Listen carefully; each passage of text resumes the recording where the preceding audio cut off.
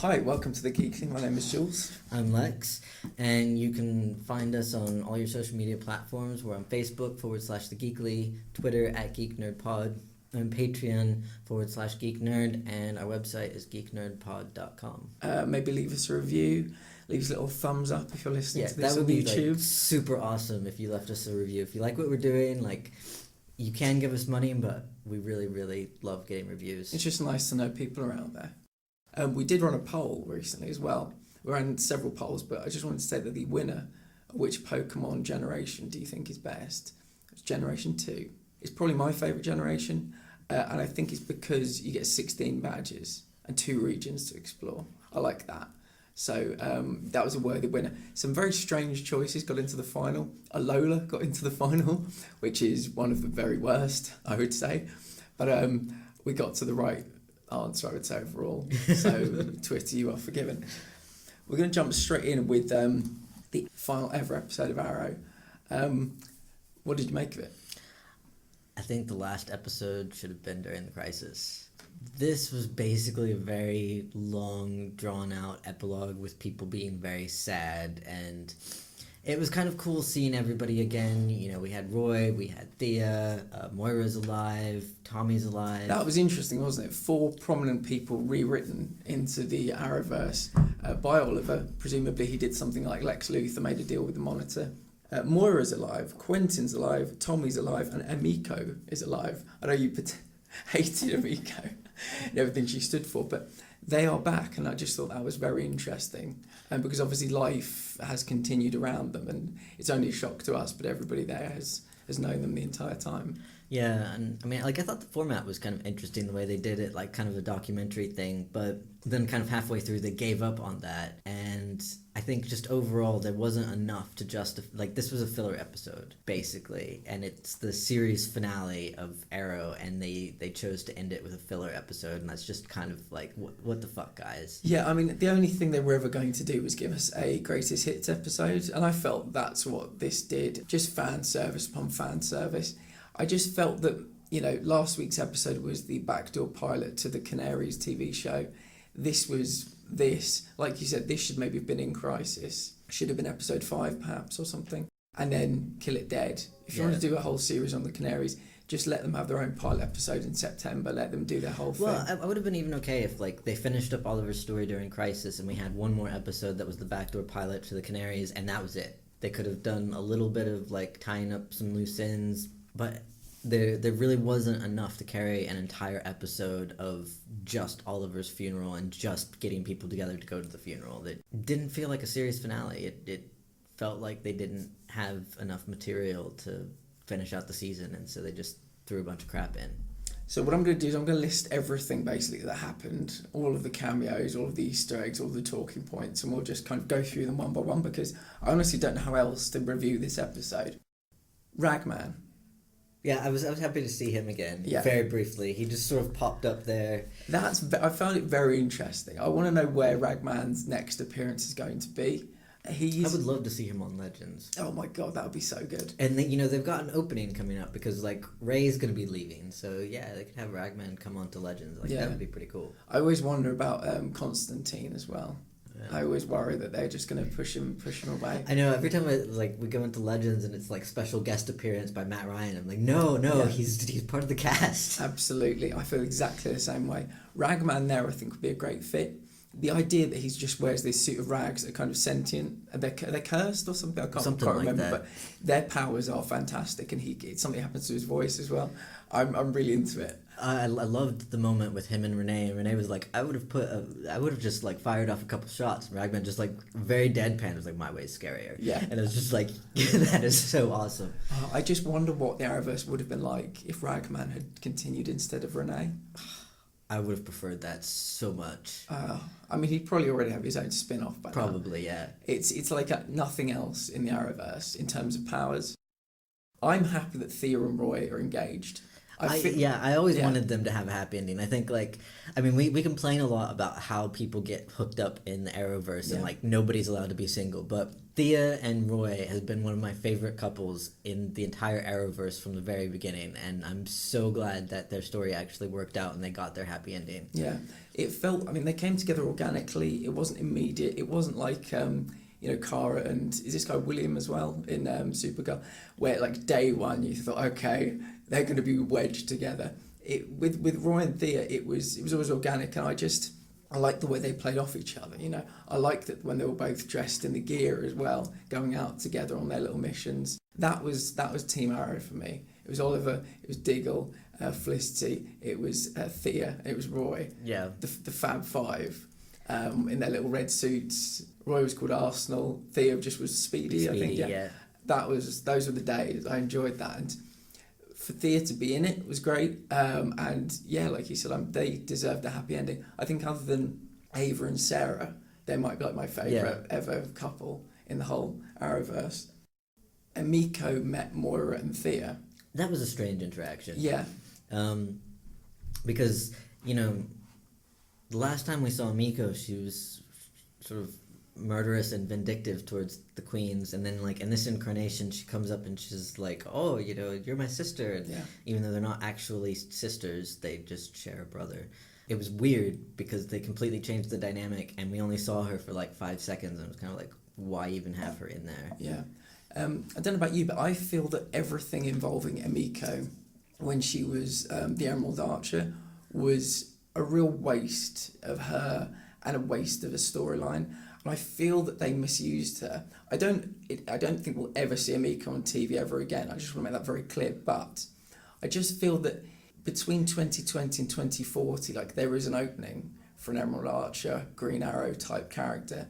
I just wonder whether she would take up the mantle, because I think that so much more could have been done with that character and that actress, and I feel like the show, seasons 5, 6, 7.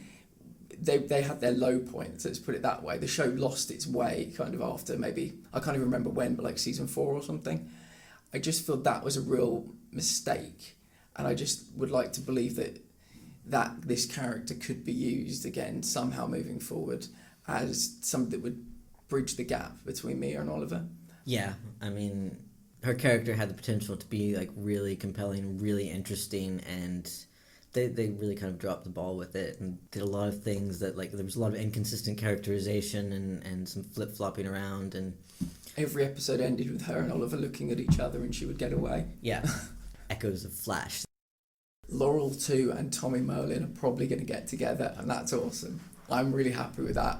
I think back in season 1, they would have got together had he not died, and so it just feels like course correction, and I'm okay with that. He's been rewritten back in. Earth 1 Laurel wasn't written back in, and like Quentin said, that nothing needs fixing about you. You're my daughter. That's why you're here. That's why Oliver didn't kind of change that part of history. Talia and Nyssa. It was interesting finally seeing the two of them side by side, and because in the entire Arrow run, we have not seen these two sisters interact with each other, and to just have them very casually standing there just chatting about Oliver, it was kind of cool. Talia was like, I'm just so sorry for the passing of your husband, and this is he meant nothing to me. My father played this cruel trick and we had to be married, and it was him. I was ashamed. And then Sarah walks in and she's like, oh, my beloved. I really hope Talia was going to be season 1's Batwoman bad guy. Well, she's kind of chaotic good. Yeah. I think she'd be good in that TV show. Obviously Barry and Cara were there. Mia met Felicity, which was a nice moment, and Anatoly was there, so it felt like the whole team had kind of come back together. They had the statue unveiling, Quentin gave his eulogy, and then we come on to John Diggle, or should I say John Stewart Diggle, as we found out last season. He and his, first things first, everyone's okay with Lila apparently, she was Harbinger, that's all been forgotten. John says to everybody, me and my family are moving to Metropolis, and I was like, okay, great. We're going to see more of John, Lila, in some capacity, maybe in the Superman Lois show. That's cool. He's a well-established Arrowverse character, maybe behind Oliver Queen, Stephen Amell. He's the guy now. Great, we'll see more of him. And then I wasn't sure if it was a spaceship or a meteor. crashes down to Earth, sends him flying. He walks over to it, pulls out a little box, and a little green glow emits from this box. And the whole 30 seconds up to him opening the box and the green glow coming out, I was like, no way, they're not going to do it. Oh, please can they do it? And then they did it. Will he be seen? I mean, is he going to be on the Lois and Superman show? Is he going to be on the Green Lantern show? It's just nice to know he is going to exist probably in some capacity moving forward, because I really like the character of Diggle. What did you make of that series of events? I mean, it was the best part of this episode. It was comfortably the best part of this episode, yeah. I mean, no question. Yeah. And, like, the only good moment of this episode was when he, like, reached in and picked up the box and, like, the little green glow came out. God damn it, that was just so good. I don't think we're going to see him again. I think this was just kind of a tie-in. In any capacity? Yeah, I don't think we're going to see him on the Arrowverse shows again. Okay. Just from different things I've read, it's sort of indicated that David Ramsey's done with the character. Of John Diggle? I mean, that could change at any given point in time. I mean, like, at the beginning of the Arrowverse, they said we were never going to get, like, the big three of Justice League, and we have Superman already. We sort of have Batman. It's only a matter of time before we get, like, a Wonder Woman character in there. She will come back at some point, I'm sure. Was it Helen of Troy went to Themyscira? Yeah. She will be the Wonder Woman at some point. I'm looking forward to that. They say these things, and then, years later, they decide to do other things. I would love to see David Ramsey come back on, Supergirl with Flash, or just, like, bounce around to the other Arrowverse shows and be there. It's like, he's one of my favorite characters of the show. Like you, my kind of Team Arrow is Oliver, Diggle, Felicity, Roy, and Thea. There are no other acceptable answers. I'm sorry. That's it. And I love the chemistry that David Ramsey and Stephen Amell had together. Like, it was very easy to believe. They're very distinct characters, but you could tell they had a deep affection for each other and a lot of respect. And even when they argued and when they were fighting, it was a really good dynamic. Yeah. And I think, like, David Ramsey just kind of killed the role, basically. The only thing I can come up with for these particular flashbacks used in this episode is just they wanted to kind of remind us how it all began for the two of them. And like he said when he was giving his little eulogy, he was my brother and I was his. And there were several kind of passing of the batons happening here. Obviously Mia in 2040, but I think David Ramsey as well moving forward. He's now the longest serving member of any of the Arrowverse shows, and I think something's happening. They might pop up for a bit in Superman and Lois. Lila might establish herself as someone that helps Clark Kent in like a DEO situation, but I just wonder whether David Ramsey would make the jump from, because it's not even on the CW, it's going to be HBO's Green Lantern, but I think it's all happening for a reason. That one of the Earths that was established at the end of Crisis was a Green Lantern world, and I think it's happening. I don't know how, I don't know when, but nothing give me more pleasure than to see David Ramsey move on as a Green Lantern and have like seasons as being the star, because I think he deserves it. I think he's been so good.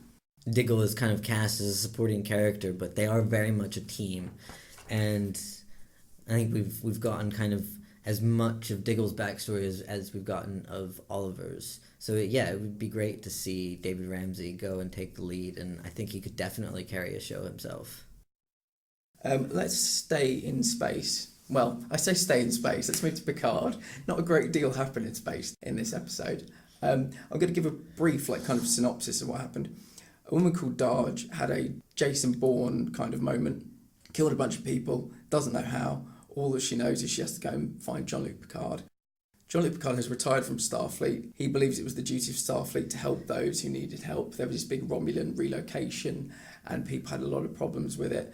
He's come out of exile to give an interview where he thought it was just a puff piece.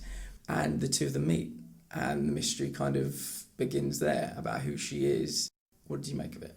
I really enjoyed the episode. I mean, out of the Star Trek captains, Picard is easily my favorite. And I love Patrick Stewart as well, so it's kind of like a win-win scenario there. Like, there wasn't a lot of plot movements in this episode, but there was a lot of character development because, this is 14 years after the film Star Trek Nemesis. So we do kind of have to be reintroduced to an older, maybe less optimistic Picard. He's seen that they had the synthetic revolt thing on Mars where I forget how many people, but lots of people were massacred because the synthetics just kind of went crazy. And Picard has always kind of been, he had a really close relationship with Data and always promoted the idea that androids should be treated kind of like as equals and be allowed to have their individuality and autonomy.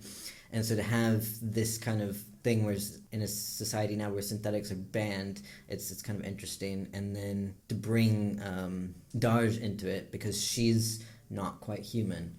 Yeah, it's just set up a really interesting scenario, and I'm curious to see where they go with it, because while he has sort of retired and he's living like this quiet life with his dog on his vineyard and stuff, you do get the sense that it's not fulfilling for him, and that he's kind of unhappy about the direction his life has taken. This is sort of underscored in the interview when she brings up his retirement or his resignation from Starfleet, and he's quite angry about it, because he says, Starfleet wasn't Starfleet anymore. So I think that it's setting the stage for a lot of really interesting conflicts, and using a really sort of inspiring, idealistic type character to look at some kind of darker elements of interspace travel and society. Yeah, I think the word there, idealistic, that's what we kind of get from Jean-Luc this time, because you think about Starfleet, they're boldly going, they're explorers, they're adventurers, he's not a warmonger, he's part diplomat, part Indiana Jones in some ways. He used to go into the holodeck and he would be like a detective.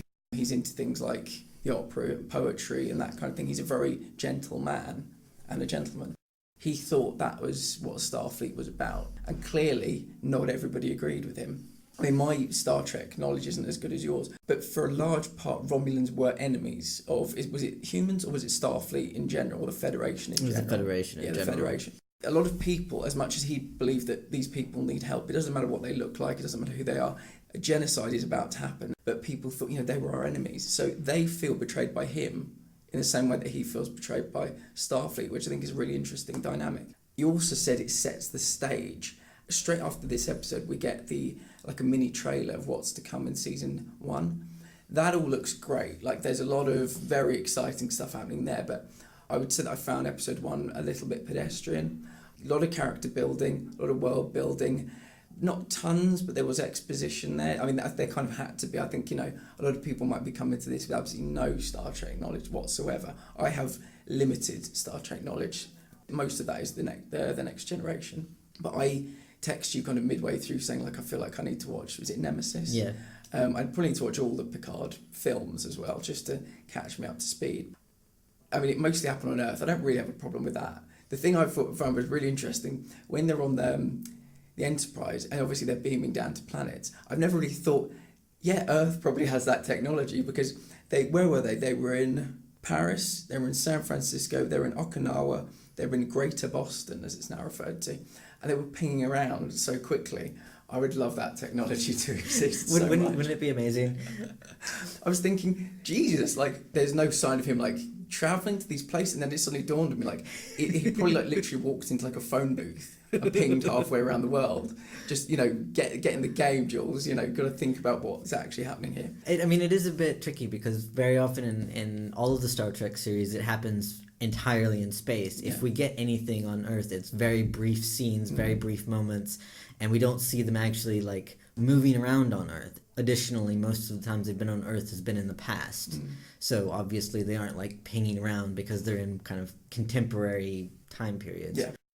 I actually liked Darj and her fight scenes. I thought she was actually very competent. They looked very believable, and was sufficiently surprised and kind of sad when she died, because I thought, she's badass. I want to see more of this woman.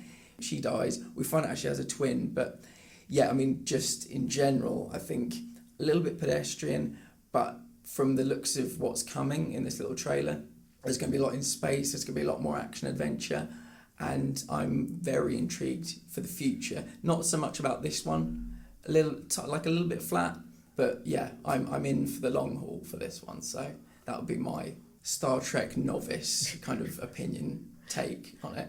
Yeah, I watched it with my mom, who is actually the person who introduced me to Star Trek, way back when, and my first introduction was Star Trek The Next Generation. She grew up watching the original series, so we've got, a lot of Star Trek history in our family, and both of us, after the episode, we're just wow, this is really great. We're really excited for, what's coming down the line and seeing more adventures with Picard. I think Next Generation dealt a lot with issues of morality and right and wrong and identity a lot more than the original series did, or at least in a different way than the original series did. Because the original series is very much a product of its times. There were questions that it didn't ask and didn't pose, whereas, like 20 years later, the next generation is getting a little bit more critical of social norms and mores. I'm hoping that they continue to use the character of Picard in that way to interrogate social conventions and things we believe and ideas that are held as truth and fact. And I think he's a really great character to do that with, because he is, as you said, a very gentle individual, and he has kind of like a wide knowledge base.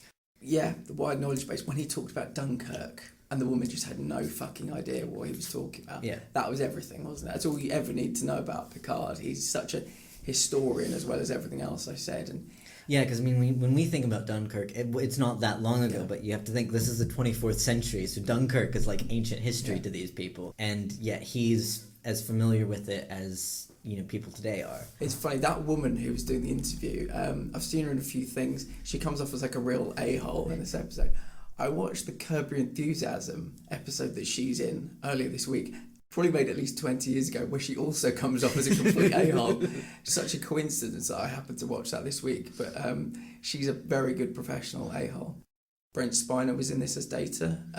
Great to see him back. Yeah, I thought they did a pretty good job of making him look younger. I mean, it wasn't like Robert Downey Jr. in Iron Man, but they did a pretty good job of making Data look kind of like he did during the Next Generation. Were his eyes always yellow? Yes. Because it made me think of when people just get old and the whites of their eyes go a bit yellow. That's what it made me think of.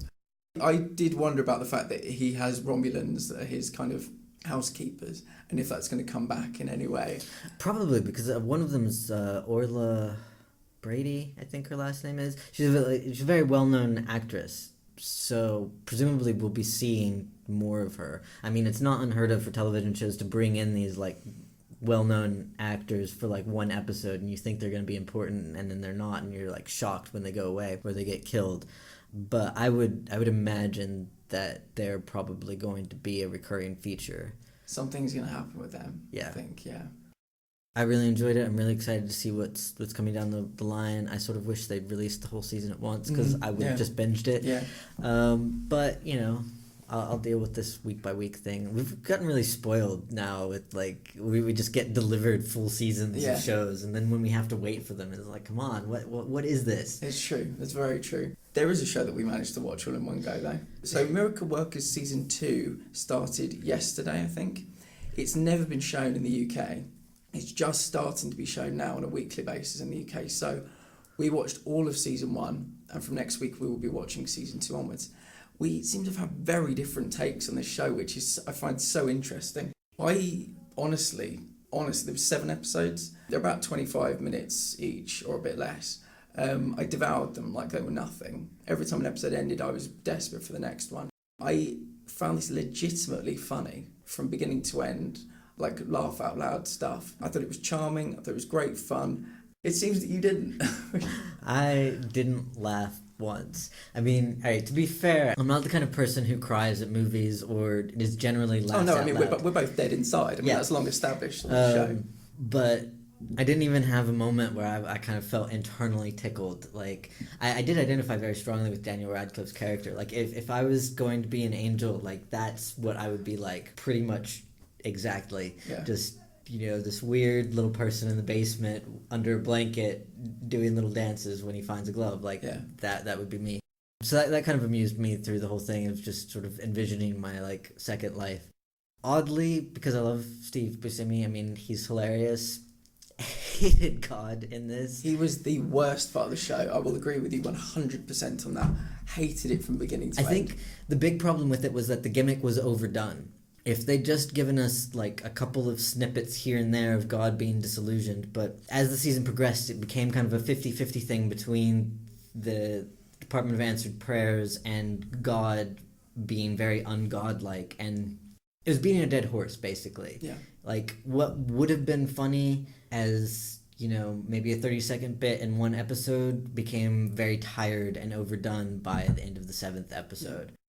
I didn't really buy his whole turnaround. Like, I thought it was kind of a cool thing to send him home to his parents and his siblings, and he's kind of, you know, the black sheep of the family, so to speak, whereas, you know, his siblings are like overachievers and stuff. But again, I felt like they didn't really follow through on what would have actually been funny, and instead they focused on the same joke over and over and over again, and it just kind of ruined it.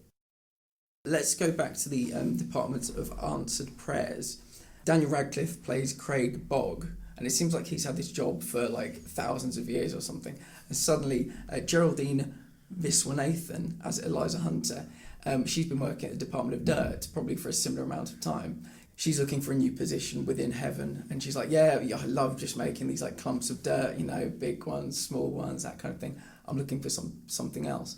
And the woman sends her to the Department of Answered Prayers as like I'm going to bin you to like the worst department we possibly have so that you won't bother me anymore. And she goes and basically has to learn on the job about how prayers can be answered, because you can't just answer every prayer. And Daniel Radcliffe shows her that he has very limited power, and so he'll answer kind of the little ones like finding people's keys, finding people's gloves. I thought they had really good chemistry. I thought the Department of Answered Prayers, I really enjoyed everything that happened within that kind of room. That was the story for me. And the God stuff was, it diluted that, I thought. I would agree with that. Like, I thought they had really great chemistry, Eliza and Craig. Even when they brought Sanjay in as well, that little kind of like trio of people, it was I was interested in what they were doing. It's not what I would call a comedy. It's kind of quirky. It's light. The episodes are really short. I mean, it's something that you can easily watch in a couple hours and get through the whole series. But I don't think it will leave a lasting impression on you, or at least it didn't leave a lasting impression on me. Yeah, I'll just go through a few kind of notes that I made. It felt to me like a Neil Gaiman kind of world. It might not mean anything to many people, but that's kind of what it felt like to me. A bit Wes Anderson as well. Primary colours, charming, kind of offbeat, inoffensive, and it's not like trying to attack you for your attention. It's quite unassuming, I guess is what I mean by that. I thought the editing was really snappy. Like, I know you told me that you didn't laugh once. I was like laughing throughout the whole, but all the episodes. I found it a bit of an antidote to Avenue 5, as I told you earlier. So the editing really helped with that, because you'd get some very snappy jokes. They never like lingered. It wasn't like in Avenue 5 where a joke was told and then they'd all stand there in silence looking at each other while, you know, they presume the audience is laughing. They never dwelt on a joke. They always moved straight on to the next thing. I didn't like that they bleeped the swearing. I don't know if that's like I don't know what channel it was airing on, but this TBS, which is, they would do that. I think swearing's funny in a lot of situations. When it's overused, I've got a bit of a problem with it when it's just used for the sake of it, but I thought it would have added to a show like this. And I just thought the sense of humour throughout the whole show was incredibly dark in a good way. For instance, Daniel Radcliffe, like leaf by leaf, is making a glove visible because somebody's prayed to get their glove. They find their glove and then they basically pull on a balaclava and go, time to kill. And then they go and like rob a bank and kill a load of people. So that was the kind of humour we had throughout the show. Eliza, while she's learning the ropes, causes a hurricane, and they never spare you. They always tell you how many people die. Her body count was huge. That is one of the things I liked, was like at the end of every episode we had the news anchor guy filling us in on how their actions had actually affected Earth and what the body count for that particular action was. On the one hand, you have these two angels scurrying around trying to answer these prayers and do these kind of micro actions. But then on the flip side, you see that they're actually like just killing thousands and thousands of people just to make these two individuals kiss. Yeah, like they burned down a cinema to stop them going to see this ridiculous, weird art house film. People were in the cinema and died. They have this button they can press to make people's appendixes explode. And a guy dies. They kill this beloved mascot when they're at a basketball game. Yeah, the body count is seriously high. Like Eliza's KD ratio is like off the chain. Yeah, and I think one of my favourite scenes was when they found out what they were like when they were alive. Sanjay was this prince. Eliza was this warmonger, like badass, like Bodicea type. And Craig was basically living... He's a bog man. Yeah. And he was there to protect the bog from the bogman. And then he said, now saying it out loud, I realised that the bogman never existed and my life was a total waste. I honestly found this hilarious, and we don't do this per se, but this would be my recommendation of the week. I've actually recommended it to 2 people already. A lot of people hate Wes Anderson films because they're very unassuming and not much happens. This is like a Wes Anderson TV show, is how I would describe it. And I think there was a huge market for that out there. But the twist is, there's a lot of bad language and a lot of death. And I would recommend this to a lot of people. I don't think I've ever liked anything Daniel Radcliffe's ever done before. I think this is the best he's ever been in anything I've ever seen. I've never seen the lady who plays Eliza in anything either. I haven't seen her in anything. She was the MVP, best character in the show by a mile. Karan Soni, who plays Sanjay, better known as the taxi driver in Deadpool. He was amazing. Yeah. I loved his character.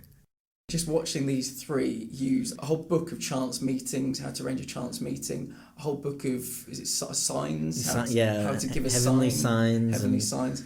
And then kind of going through the admin of the mystical is mystical the right word? Yeah, I think so. Yeah.